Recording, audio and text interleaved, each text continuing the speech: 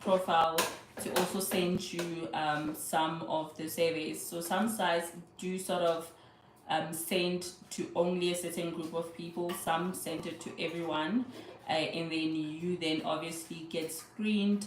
As I mentioned, that 90% of the time you will be screened when it comes to surveys. So the screening process, as I mentioned, will be like the questions that you receive on your profile. They'll ask you things like, are you working? How much are you earning? Do you have a car? Where do you stay? What are the different amenities that you have? And so forth.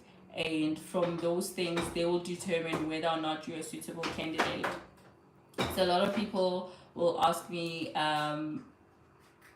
does being unemployed like sort of give them like less chance of getting surveys?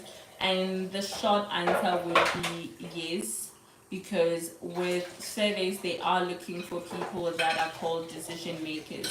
So when you are a decision maker, it means that you have some form of an income, you have like you can be able to make purchasing decisions in your household. So most of the surveys are related surveys. So they will be looking for consumer related behavior. So if maybe it's about gadgets, how often are you looking into buying a gadget? What determines some of the factors that you go through when you are going to purchase an item? What are some of your favorite brands? What make that brand like your favorite brand, and all those things? And why would you choose it over another? I saw a comment just now, but now I can't even see where it is. So this is sort of my first time as well, so don't be alarmed. Oh yeah, there we go. So Kailisha, sorry, not Kylie. Hi Malebo. I just want to know, how do you manage to make? Ooh, this thing is disappearing, guys. All messages are visible. Yeah, so I'm gonna try. Hi Malebo, I just want to know, how did you manage to make 1,000 rand or more every month? I use different task and mission apps, but I never managed to make 600 rand or more. How do you balance life and online jobs? Okay, thanks Kailisa for that question. So when I started, I was very fortunate, I won't lie, in a sense of the first platform I joined that was related to making money online is called Prolific. It is still in existence, but doesn't take new users or new participants. They've got a lot of participants, and even with the waiting list. So if you sign up right now, they'll take you to what is called a waiting list, and they hardly ever accept new people.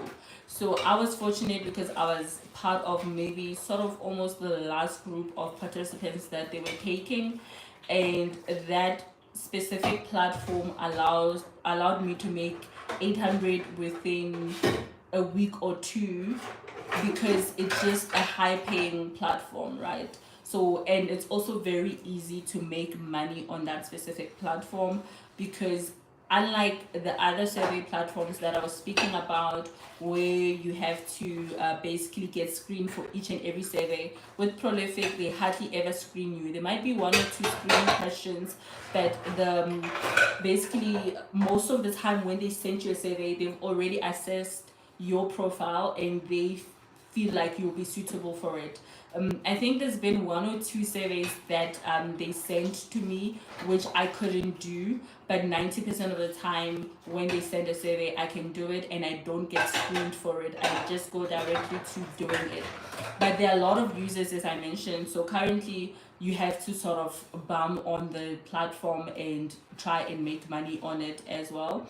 I currently make maybe like plus minus 150 from it, but also I'm not always on it. Like today I didn't do anything on the platform. So as I said, that platform was a really good one. So that's the one that I started with. So it was easy for me to realize that, okay, there's definitely one good platform to like very lucrative platforms that you can make money from, and there's a way of making money through surveys. So I was convinced that there's a way of making money through surveys. What I didn't know back then was that that platform was the best of the best. Like there isn't matching up to that platform. And then the second thing was that when I joined as well, I was staying in a small town. So the fact that I stayed in a small town, when it came to missions, I received all the missions that were on field agent. There weren't a lot of jobbers in that specific location. So if there's a mission, that mission would either not be done altogether, or I will be the only one that basically notices that that mission is there. So I don't know what used to happen before, but I noticed later on that there were some jobbers as well, but maybe they were not as active, or they also noticed that there weren't a lot of jobbers, so they weren't always on the platform. So when I joined that platform, I would obviously get all the jobs, or get most of the jobs, because I was actively looking for the jobs, and I'll see the jobs quicker than most people, and so forth. So that's how I sort of made. I don't know how much I made in the first month, and that wasn't from affiliate marketing. So I probably made between 1.5 and 3,000 without like affiliate marketing, right? Affiliate marketing, for those that don't know, it's basically referring people to work on these sites. So that's how I made my first income from like all these online resources. And from the in the second month, I believe that was like October, then I found out about affiliate marketing, and it just happened to coincide with my TikTok journey, right? So when I was about to like my TikTok account was blowing up, my affiliate marketing knowledge was also sort of getting together as well, and I learned that I can actually make more money by referring people to specific sites, and by doing that, I was able to make in the second month about 8K from it, right? So that was my journey. Obviously, everyone's journey is going to be unique to them, and it doesn't necessarily mean that you need to be doing affiliate marketing. It could be that you learn about other things. There are some people that are on Rev, or were on Rev. Some I know that Rev is still taking people, but to get to get accepted on Rev is, yeah, almost impossible. There's someone that I know that recently got accepted on Rev. So obviously her journey of making money online is not similar to mine. There are other people also as well. I think her name is African Rainbow something. She was able to make over 30K just from doing missions, right? And then another lady, just from doing surveys on Prolific, she was able to make about between 7 and 10K. So I do know these things work, and they work differently for each and every person, because we have different capacities, we have different resources, and we also have different encounters with these platforms based on our location, sometimes based on our skill sets, our I don't know, the different resources that we are sort of exposed to, and so forth. So yeah, so that's my answer to you, Kaelishe. And I do understand how these things can be so frustrating, but what I would say that use what works and discard what doesn't. So if you join a survey platform and you realize that, okay, this survey platform doesn't work for me, then discard that. But I would advise you to not discard a platform. Heiser Entertainment, I would advise you to not discard a platform after just using it for a week or a month. A week or a month is a short time frame or time span for you to really know what is happening. So I had to be patient with myself, and I had to be patient with these platforms as well. I'm not a patient person in general, but I had to be patient with these platforms. I remember even with Ysense, for me to make my first survey, to get my first survey, it took me over a month. So after a month of constantly trying to get a survey, there was a point I was like, this is not working. It doesn't work, you know. And it's only after a month or two that I got my first survey. And after that, I got like two, three more. And what worked for me for getting more surveys was that I was using the app and not the desktop. So when I was using the desktop, 90% of the time I wouldn't get accepted. But when I moved from the desktop to the app, I'd say 70% of the time I'll get accepted for a survey. So yeah, that's my point, to say that things will work differently, and you need to give yourself some time to learn how a platform works. After learning how that platform works, then you can say whether or not it's for you, right?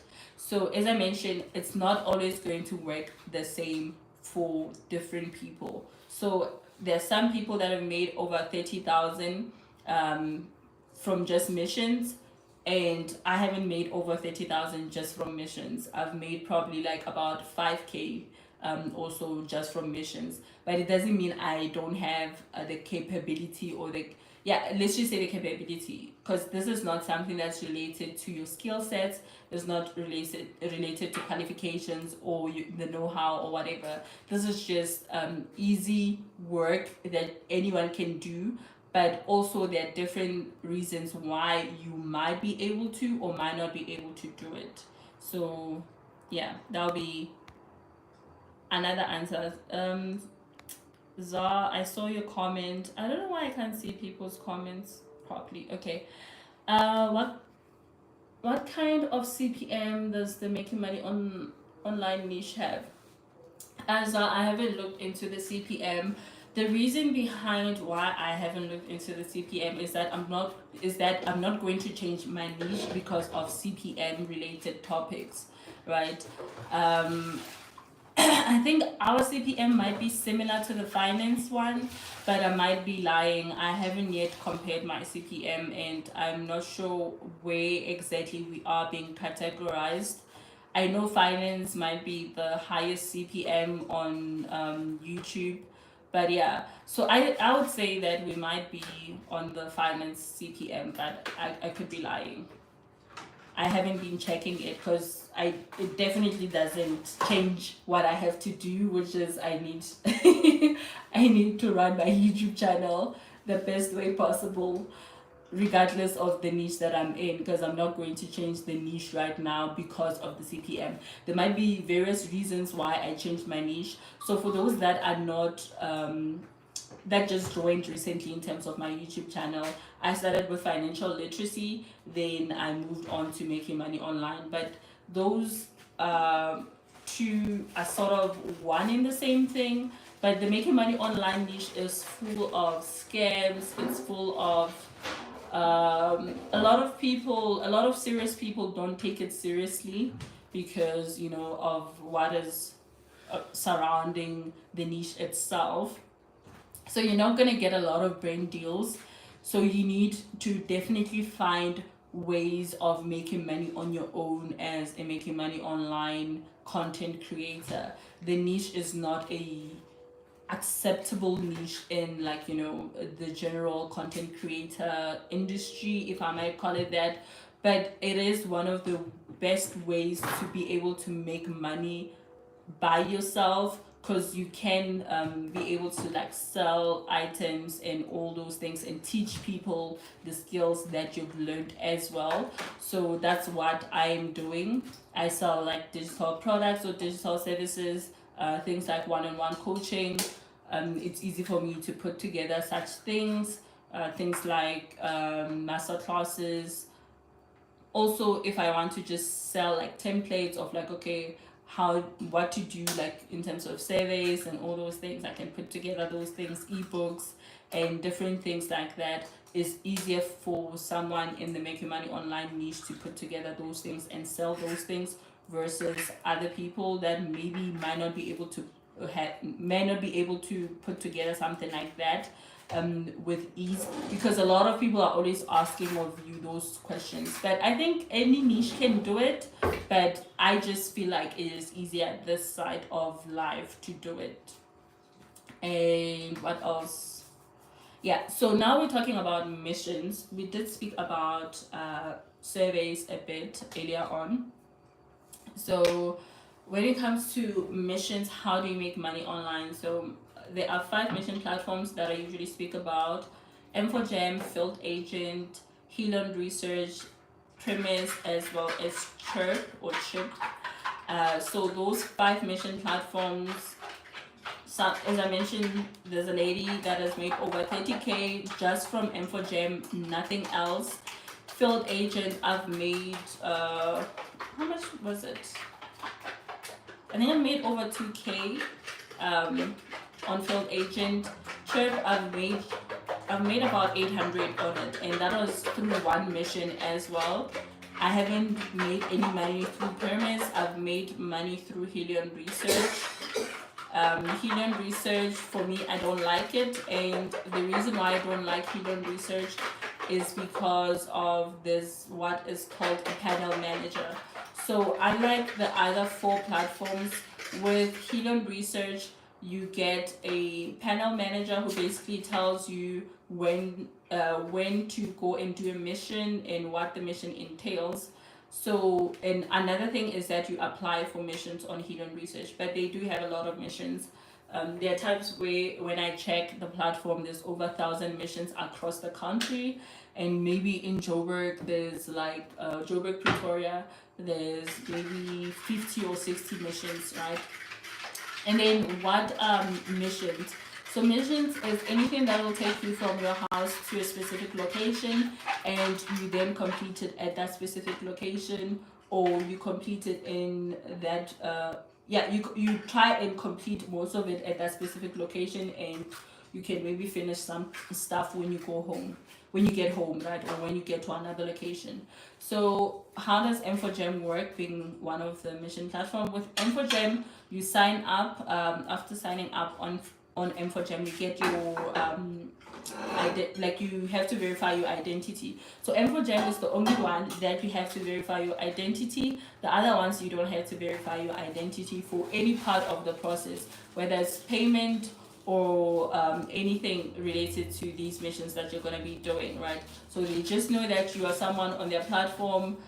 Maybe you might need to verify your email for some of them, but I don't think there's anything else you need to verify apart from your email. So with Infogem, you verify your identity. After verifying your identity, you do the training, and after the training, you basically unlock the jobs that are available in your region, and you can then start to go and complete those jobs. As I mentioned, that mission takes you from your house to a specific location, and you complete whatever mission that is.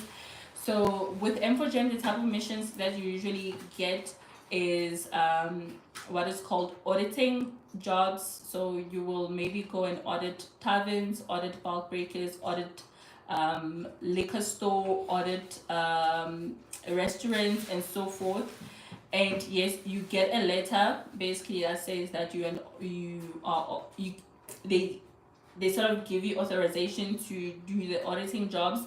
A lot of these establishments are aware of these auditing jobs, so it's not going to be something new or completely new to them, and some of them might refuse you access to audit their facilities, but you can still get paid for going to these sites. And even if they refuse you to audit their facilities, you just need to take a bunch of pictures and so forth. And after you took like a bunch of pictures, you just upload and say that okay, that you were refused basically access to the facility or access to auditing their facilities.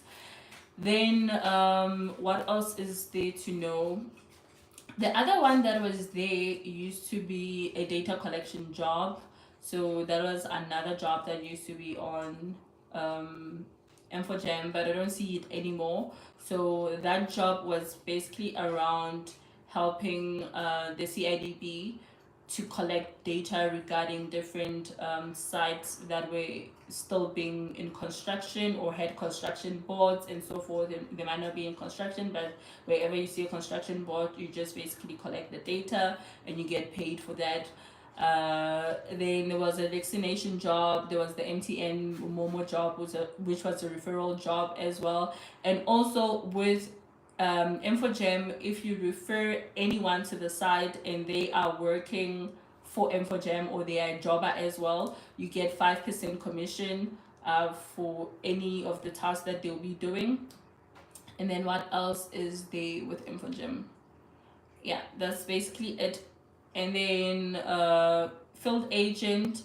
So field agent, what I've seen is that it works best in small towns versus big cities.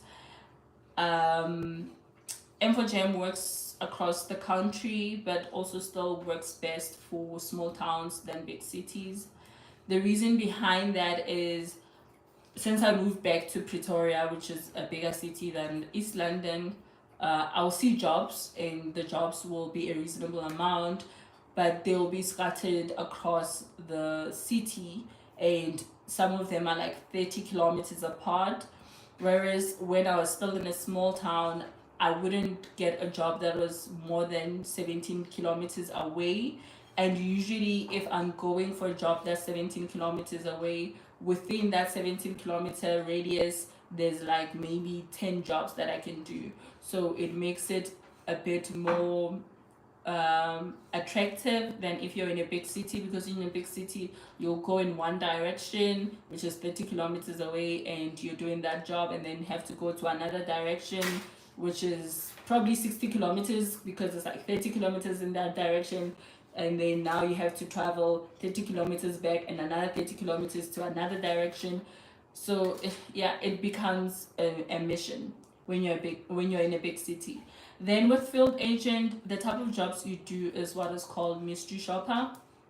And when you're a mystery shopper, basically what you do is you go to a specific outlet that they tell you to go to. The ones I used to do were related to going to KFC. So I'll go to a KFC restaurant, right, and they will basically tell me what to do. So when you get there, you have to ensure that you're at the right location. With all these jobs, making sure that you're at the right location is the very first thing. If you complete a job and you're at a location that's different from what they want on that specific platform, you will not get paid. So that is another con of some sort, that you will not get paid for attempting a job at a different location than what is stipulated on the platform.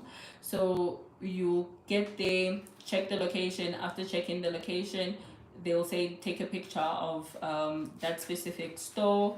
Then you take a picture, then you walk in, they'll ask you to buy warm food. They don't stipulate what the warm food is, like you choose anything on the menu. I used to go there without like maybe eating, then I'll basically buy like breakfast, right? So I'll then buy breakfast. After buying breakfast, they will ask you for the receipt, to take a picture of the receipt, the food, as well as answer who assisted you, who was the person that assisted you, how long did they take to assist you, what is the condition of the shop, and so forth. Is there anything amiss, like is there anything noteworthy that you need to just comment on and just let them know about? Because I remember one of the stores that I was a mystery shopper at, it had like the dustbin smelled like compost. Like it smelled so bad from the door. It smelled like the trash has not been taken out for 3-4 days and it's rotting in there. I was surprised to even see people eating in that establishment, meaning that people are aware that that's how things were in that establishment and they were just okay. So basically, when you're a mystery shopper, it's like you're a spy or impimpi, but anyways, you don't know these people. It's like you're just checking if they're doing their job, they're doing their job. So you wouldn't have to find out bad things and stuff. So it's probably places where they get high complaints, where you will go and become like a mystery shopper and see if whatever like the high complaints, is there anything warranting those high complaints, or the people that are complaining are really just Karens, right? So that's what they're looking for when you're a mystery shopper.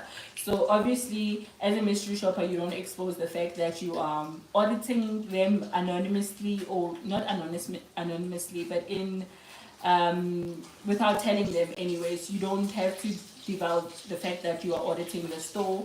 You will audit it in your own way without being seen and so forth. Some can notice, because I remember there was a KFC that I went to and they offered me fries for no good reason, and like they're like, "Oh, are you in a rush or something? Something like, sorry we took so long." And I could tell that the managers saw that I'm taking pictures and I'm like, not a normal customer and so forth. So some can tell, but most of them won't give you any good grief, because this is not like your Infogem jobs where there's like taverns and stuff. The tavern guys don't care. They don't care if you're from Heineken and Infogem and all those things. They'll chase you out if they want to. They'll deal with Heineken on their own. And then yeah, that's basically it. And there was also a Weber's one. With the Weber's one, they were also investigating some stuff. There was something amiss there as well. And the Weber's one was an interesting one, because with the Weber's one, you basically had to purchase stuff worth 400, but you get 450 back. So 50 rand was basically for your work, and 400 bucks was like free items. But because we didn't want anything from Weber's, what we did is that we bought the stuff and returned them immediately. Because one thing I've noticed about field agent, especially field agent, is that they will never, they hardly reject jobs. If you did the job right the first time, they'll hardly reject the job, and they hardly ever ask for receipts again. So there was no way that they were going to ask for that receipt again. So we did the job, returned the receipt, and basically got 450 for doing the job. Same thing happened with Chirp as well. There was a job with 800, did the job, returned the items, got 800 for one job. So that is the sort of nice-ish part about missions, that jobs can be high paying, like literally high paying, but you obviously have to deploy the system a bit, where you realize, okay, I can actually return this item versus keeping it, unless if you want to keep it. Because the chip one was for high-tech shoes. Those shoes were nice, but I wasn't ready to buy hiking shoes for 800. They were more than 800. I think they were about 1,000. And I was like, I know I'm not gonna do that just for this job, specifically for that job. So I decided to return the items, and I got 800 back, because they're assuming that I still have the items, but they never asked for the items, never asked for the pictures, never asked for the receipts. So that was that. And what else is the with missions? Okay, hidden research. The one I had to do was audit or become a mystery shopper for a dealership, right? So it was I actually forgot which dealership it was. So I had to go and audit one, or become a mystery shopper, not audit, because auditing and mystery shopper is two different things. And then the chip, I did speak about chip. I did speak about, premise. I never did the premise one. I just heard a lot of people speaking about what they had to do. So with the premise ones, there were ones by the airport. There were ones by specific tech shops. So they will say, okay, go and audit that specific tech shop and ask how they are actually getting like their inventory and stuff like that. Like, where do they stock their items? So some of these jobs might be dangerous, I guess, in the long term. Infogem is the only one that has a cover for jobbers. So if you do get involved in some form of an incident, and while you're doing a job, you get covered up to, I think, between 30K or 50K, and then the rest of the other platforms don't have covers. the field agent ones are not dangerous. The helium research ones are not dangerous. The premise ones are slightly as dangerous as the Infogem ones. And yeah, that's essentially it when it comes to missions. Any questions, guys? I've kind of been speaking to myself for some time now. And yeah, that's what I don't like it when the lives are like that, because I feel like lives should be more of a Q&A than just me talking, because you guys get to see that a lot of that on my videos. So I'm just talking to myself. So right now it's more of two-way communication. There's about 6 people, 7 people right now in this live. You guys know about missions or don't know about them. There's something that you want to know, or yeah, or whatever you want to find out, and it will be great to just get some feedback on what you think about them. Are you using them? How have they been for you? Is it something that is interesting, not interesting, and so forth? So that kind of engagement really helps in a live, because right now it just feels like I'm talking to myself even though I can see the 7 people in the live.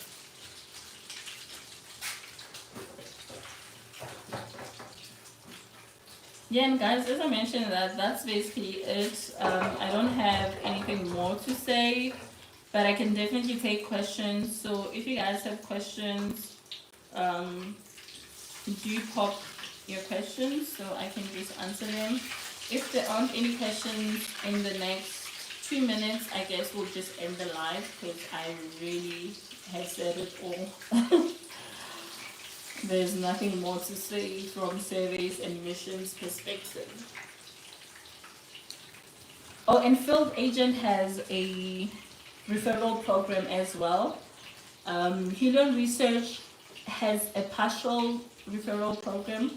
What I mean by that is that for some jobs, they can tell you that they're looking for people in specific areas, and they might pay you for helping them to look for people in specific areas. So that's why it's not a standard one. It's only in the case that they need people in a specific region and you can help. And then with survey sites, the top 5 survey sites that I recommend, because I didn't speak about the top 5 survey sites that I recommend.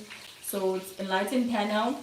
Enlightened Panel doesn't have a referral program by itself, but it does have a referral program when you join a affiliate network called affiliate.co.za. I am putting together a list of about 100 affiliate programs that people can join and can join with ease. So I will share that at a later stage, but right now, yeah, you can go to affiliate.co.za, join, and ask them to basically put you on for Enlightened Panel when they have budget. So the affiliate.co.za campaigns, it's only when there's budget, so they're not always running. So it's not that Enlightened, like if you want to become an Enlightened Panel affiliate marketer, or if you want to promote Enlightened Panel, that there'll always be a budget, but there's sometimes a budget for it. And then TGM Panel has TGM Panel is the second one that I recommend. It does have a affiliate program that you can run and promote continuously without being disturbed all year round, or up until they stop the affiliate program anyways. Then the third one is Survey Time. Survey Time has an affiliate program, but you have to apply for it. So with TGM Panel, once you sign up, you automatically get the link to promote the platform if you want to promote the platform and earn additional amount. You get about 20% of whatever your referral or referee gets. So if you referred me to the site and I make $10, you essentially make $2, because you get 20% of everything that I make as a person that you refer to the site. And survey time, you get just $1 after their first survey. So if you refer me to a site and I complete a survey, immediately after I complete my survey, you will be credited with $1 on your account as the person that referred me. And anything else Anything else that I make after that, you don't make anything. So their referral program is a once-off fee of $1 for each and every person that you refer that does that survey. So that's the action that they need to complete. Then the fourth one is Y-Sense. Y-Sense also, you just sign up and you can refer people as well if you want to. Market agent, sign up, refer people if you want to. So yeah. So that will be the last thing, I guess, that I speak about the referral programs and the affiliate programs and the top 5 survey platforms that I recommend. Yeah, and guys, there's no any questions, so that'll be it. As I mentioned on my TikTok lives and everywhere else, every Thursday I'm gonna do lives here instead of TikTok, and every Tuesday they'll be on TikTok. Yeah, that's essentially it. And yeah, God bless you, and see you all next week Thursday if you're gonna join me.